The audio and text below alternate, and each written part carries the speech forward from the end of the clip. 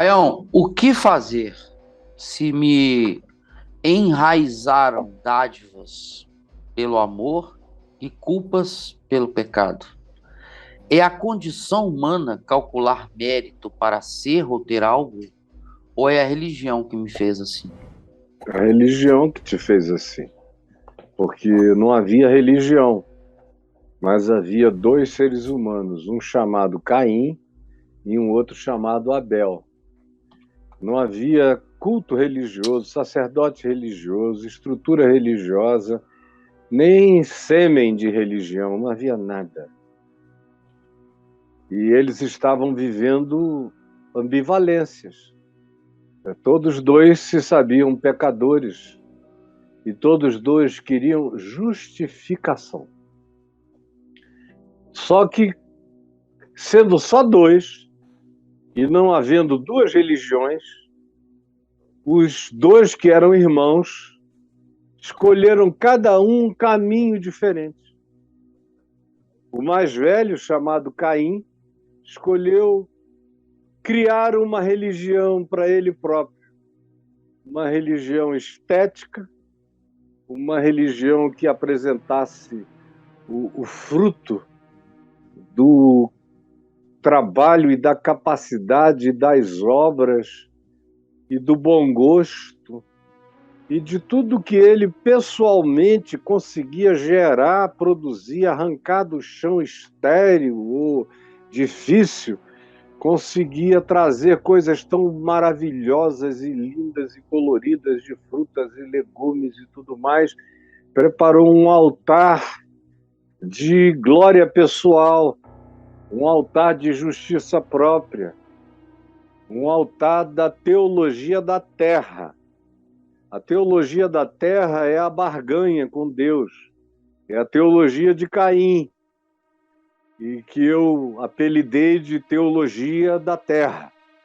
Todas as teologias que não são o evangelho da graça, do favor imerecido, do dom divino, que não vem de obras, que não vem da minha produção de justiça própria, para que ninguém se glorie, só existe tal coisa no Evangelho de Jesus.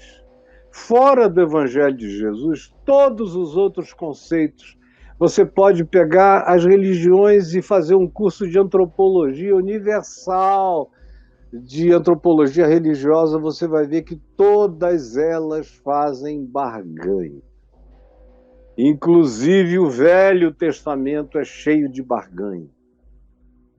Moisés faz barganha, propõe barganhas. Quando a barganha não dá certo é que ele se interpõe, diz: Senhor, é o teu povo, tem compaixão, olha a tua misericórdia. Mas tem barganha. Mesmo os mais ilustrados têm algumas barganhas, como Davi. A gente lê em alguns salmos barganhas, ou alguns assaltos de justiça própria. É só no Evangelho em que não tem barganha, e que a prostituta é vista com a mesma dignidade de Marta, Maria e das mulheres santas que seguiam Jesus. É só no Evangelho que não há diferença entre Maria, mãe de Jesus, e Maria Madalena, elas andam juntas. São amigas e ninguém aposta acima de ninguém. E Jesus, quando ressuscitou, apareceu a sua mãe em primeiro lugar? Não, ele apareceu a Maria Madalena. Você veja como as ordens se invertem no plano celestial e transdimensional. Então, veja só como, na realidade, Abel, que é o segundo irmão, é aquele que chega sem barganhas. Ele não oferece nada dele. Até a ovelha, ele só andou atrás dela, enquanto ela comeu do pasto. Ele acompanhou, ele só protegeu de algum lobo aqui, de alguma fera acolá, mas ela andou por conta própria. E ele pegou a mais bonita, a mais inteira, sem defeito, sem mácula biológica nenhuma, a cortou pelo pescoço e derramou sangue num altar de pedra e disse: ó Deus, eu não tenho o que te oferecer. E eu merecera cortar o meu próprio pescoço e ser eu próprio uma oferta que não completaria, porque eu sou incompleto, eu não tenho condição de me justificar a mim mesmo. Eu estou te oferecendo um substituto pela minha culpa, pela minha alienação, pela minha ambivalência, por ser quem eu sou. E eles não tinham nem parâmetros muito amplos para comparar qualquer que fosse o paradoxo, a ambivalência, mas ele, Abel, sabia que ele próprio não tinha poder de se auto-justificar, que ele precisava ser coberto da propiciação que vinha dos céus, precisava ser perdoado e precisava ser justificado.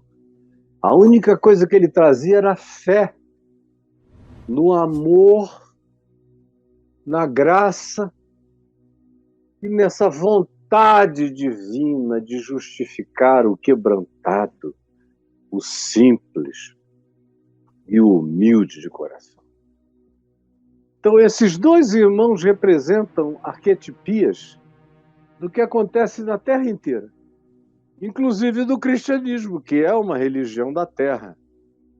O islamismo, o judaísmo é cheio de barganhas, tudo mais, o espiritismo kardecista, as religiões afrodescendentes ou afro-ameríndias, ou só indígenas autóctones, todas elas, em todas as culturas, de Caim e Abel para cá, até o dia de hoje, só o Evangelho da Graça contra o cristianismo é que crê sem barganha, sem troca, sem tomar lá da cá, sem se preparar para Deus, sem dizer me abençoa porque eu jejuei tantos dias, sem dizer ser favorável a mim porque eu tenho pagado o meu dízimo, sem nada trazer,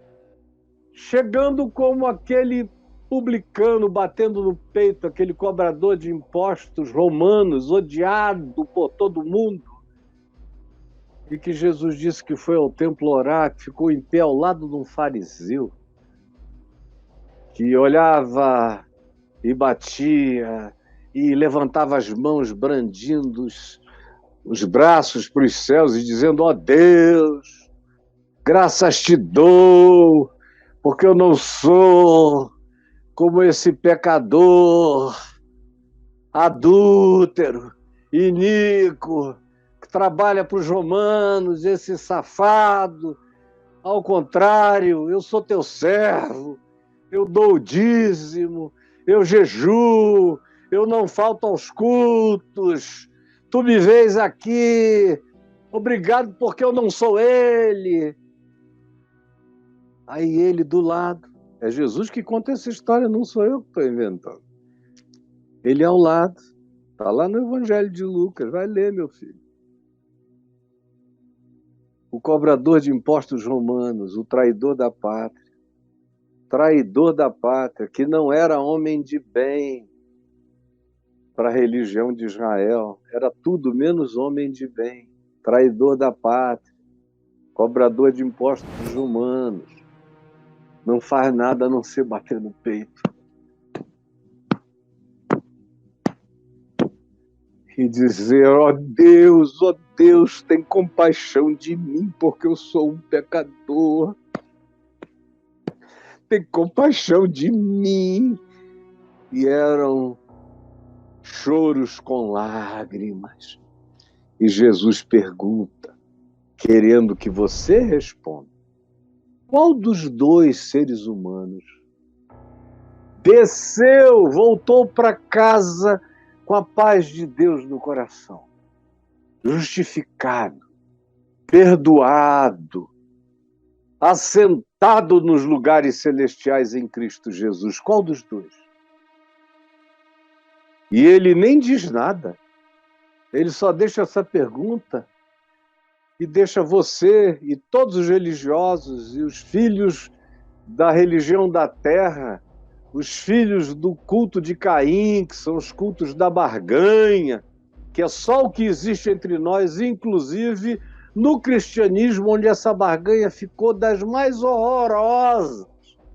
Não fossem as constituições ocidentais, que foram se sofisticando na Europa, nos Estados Unidos e por imposição acabaram chegando até nós, quem sabe o cristianismo ocidental estivesse até hoje matando hereges com fogo e com pedra ou com degola.